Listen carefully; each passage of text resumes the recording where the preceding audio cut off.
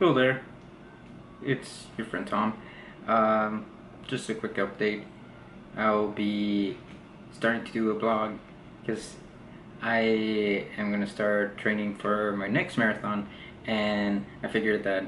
I would try to narrate some of the stuff that I do to prepare for it. How does my diet change, all that good stuff, and a good training regimen to get to where you want to be within approximately 6 months to be at like okay level, and then going beyond that to like actually be or enjoy the race properly. But right now I'm getting back on creating videos with more frequency to try to keep up with all the craziness that is happening. I will try to keep the videos more concise. Most important thing that recently happened is the attacks that happened both in San Francisco and Alexandria, and how it's just seems to be a trend that keeps on happening more and more recently now. But what I wanted to focus on is not so much on the negativity and all the actual violence that is coming from that, but the reaction and the response to that we're getting from our leaders. Obviously our president and Paul Ryan, Speaker of the House, and how pretty much every single one of them is condoning the actions that have recently taken place, and they're giving hopeful view going forward to where there's not necessarily so much of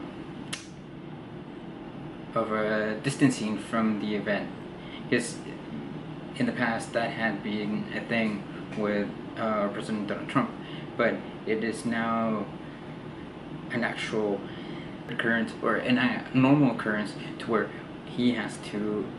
address the nation and put forth solidarity amongst everyone, to where you can have an actual coming together and not allowing ourselves to lose track of what is most important here, which is basically that we need to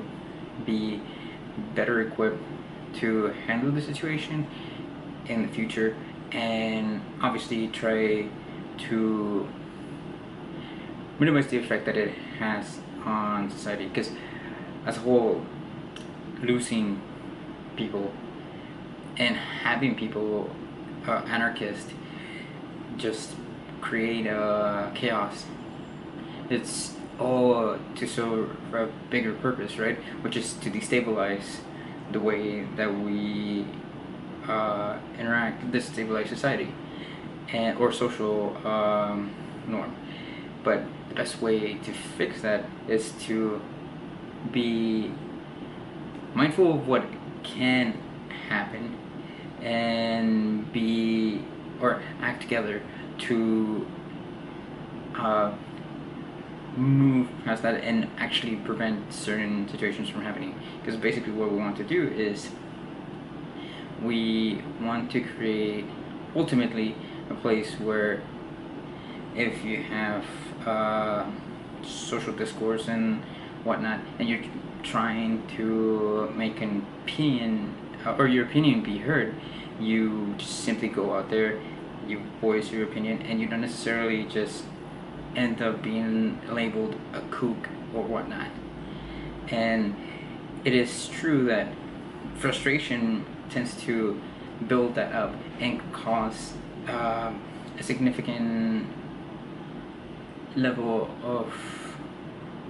uncertainty in people, where they don't know if what they're doing or what they're fighting for is actually even worth it.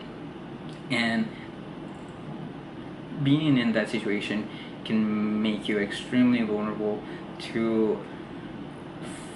being persuaded by a group of people or anarchists, whoever it may be, to where you can be taken advantage of and turn into either an anarchist yourself, or potentially just be the one in the middle ground to bring more people in,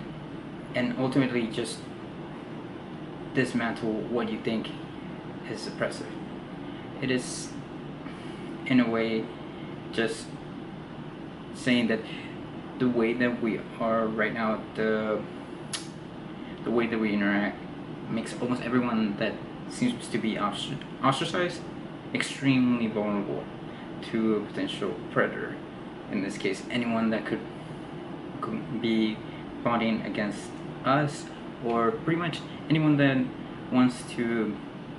carry his own agenda or her agenda. Again, counting everyone here. But that being said, I would like to add that there's a few things that we need to take care of first. Since this happened, huge political move to bring to the forefront whether or not we should be dealing with gun violence and gun control, and correlation between having more firearms out there and having more instances like this where anyone could go out and just get a gun, and if they've been preyed upon or they just simply have very radical views, whoever this person may be, just can wake up in any day and say, I'm just gonna go shoot up any place, right? The whole purpose of this is not necessarily that we should get rid of guns, because obviously that is extremely hopeful, but at the same time somewhat delusional, just because of the way that we have set up our views on whether or not we should condemn the actual tools that are used to kill someone, or if it's a person. Obviously it just gets into a really gray space when it comes to that, but the real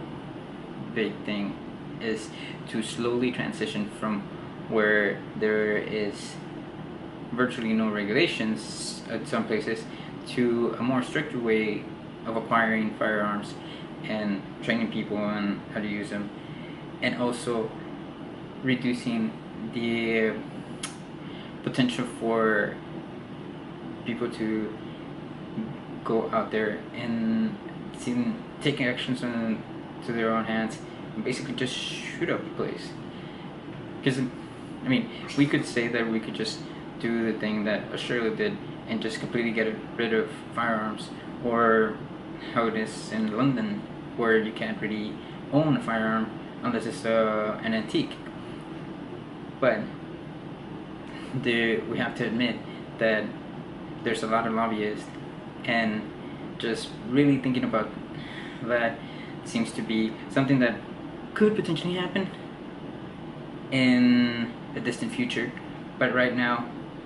just being realistic, it would make more sense to just get to a middle ground and agree that obviously we just need to add more regulations on the way that the weapons are distributed, and just tether off to where you acknowledge that there is a problem that maybe has been overlooked by the NRA and a lot of other interest groups, and start moving forward to where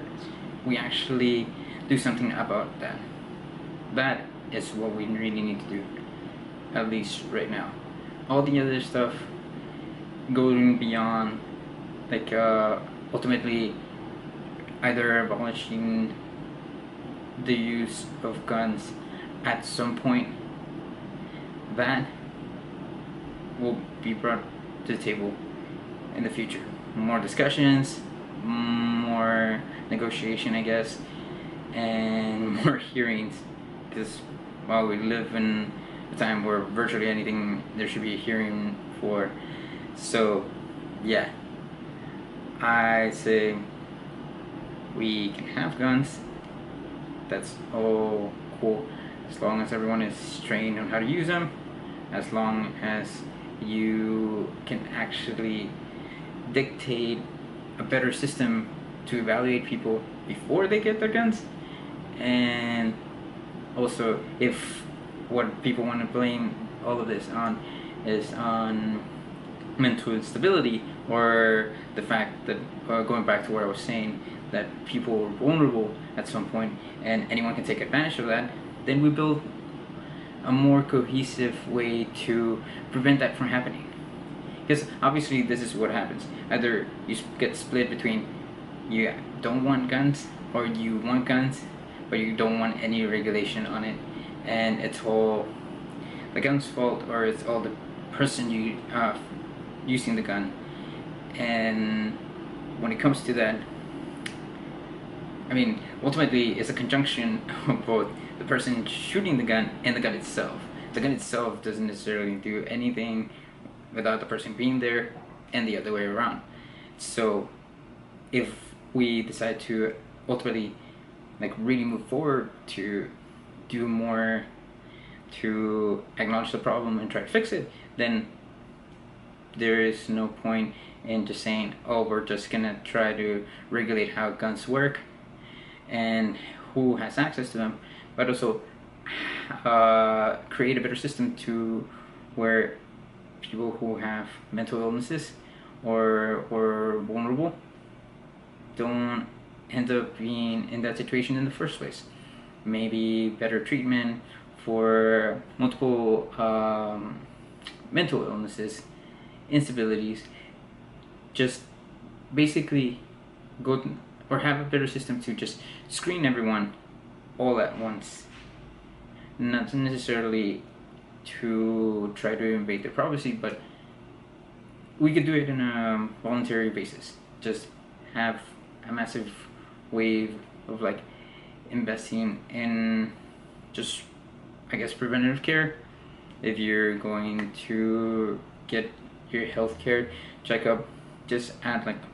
a really minute psyche eval to where you can tell that people are okay. But mainly if they are to like potentially get guns further down the road, because I can see how this could be misconstrued that you're forcing people to have psyche evals to have the accessibility to a gun, and that necessarily doesn't have to be a thing, although it could be implemented just in case. But I'm just saying, if the problem is the actual people that are unstable, then if we get rid of the problem of people being unstable in the first place, or treat that problem, then there won't be an actual reason to try to scapegoat the whole gun argument and just place the blame on the people with mental illness. Whatever the actual mechanism that we devise, whatever form it takes, I'm just thinking, or putting my opinion out there, the way to really fix this is to acknowledge the problem exists, not necessarily try to trivialize it into the dichotomy of tool and the person using it, and then once that's, or we get past that, move forward and try to reach a consensus. Now, just from what I've seen in just very recently since the election, or even before that, I am not expecting any of this to happen really soon, as in like within a few months, maybe not even within a few years. But if the system is already in place now, it will slowly take effect to where maybe within a decade it's already active rather. The whole point is that not saying anything, not really actually being involved in trying to fix it, pretty much screws the whole thing. Because basically since the first time that I started paying attention to this problem, which was in the campaign trail till now, I don't think there has been any actual push for that, and it's more of those like sound bites that are fed to people to try to garner their attention and support, but not necessarily one of the promises that will be completely kept or enforced or even just planned for the future. So I'm just saying, that's what I think we should probably do. Whether or not it is actually starts gaining traction, I do not know, but I am hopeful. I am a realist, and I know that that will take time, and I'll leave you with that, because basically I am just looking forward to what happens next, and I will be as positive as possible, because I know that statistically speaking, there's probably not going to be anything that happens just from this as a response to this, but you never know. People become more involved if actual pressure is put into representatives and everyone that actually contain or has power to actually implement change. Then whatever we are thinking about right now, or whatever comes up in discussion or debates, may potentially be implemented in 5 years or even less than that. All we really need to do is acknowledge that there's a problem and come up with a plan to fix it. It sounds really simplistic, I know, but I don't know. I mean, sometimes you really think about what is going on and you come to the conclusion that there are some people out there that don't necessarily tend to side with the side of common sense. They just pretty much force ahead,